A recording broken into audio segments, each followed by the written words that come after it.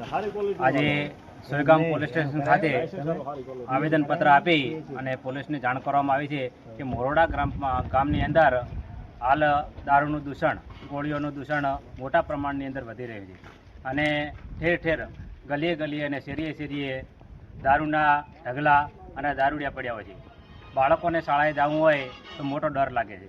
બેન દીકરીઓને સાંજે નીકળવું પણ બહુ હાડમારી થઈ પડે છે.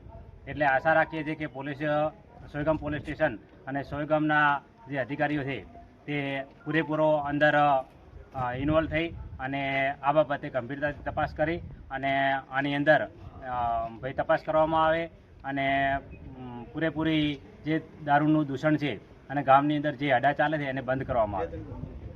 ગામની અંદર એક અઠવાડિયાની અંદર 4 લોકોનું મૃત્યુ થયા છે. તેની અંદર એક સુભાભાઈ ભેમાભાઈ રામાણી, 2 નંબરની અંદર ઘાંચી મુસ્તફા, 3 નંબરની અંદર ગણાભાઈ વજાભાઈ અને 4 નંબરની અંદર એક બીજો કોઈ ભાઈ છે એ મૃત્યુ પામે છે. તો આશા રાખીએ છીએ કે આ દારૂને સંપૂર્ણપણે બંધ કરવામાં આવે તો જ ગામની અંદર યુવાધન બરબાદ થતું અટકાવી શકાશે.